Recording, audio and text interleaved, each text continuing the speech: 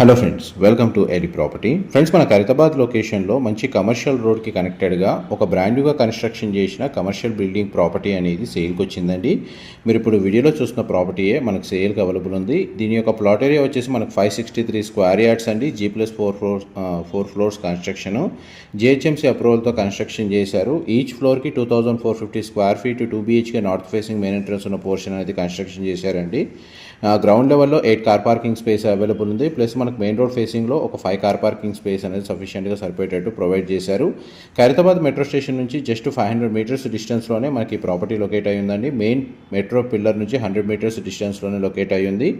Direct మనకు ఓనర్కి సంబంధించిన కాంటాక్ట్ డీటెయిల్స్ వీడియో మీద డిస్ప్లే చేస్తున్నాను.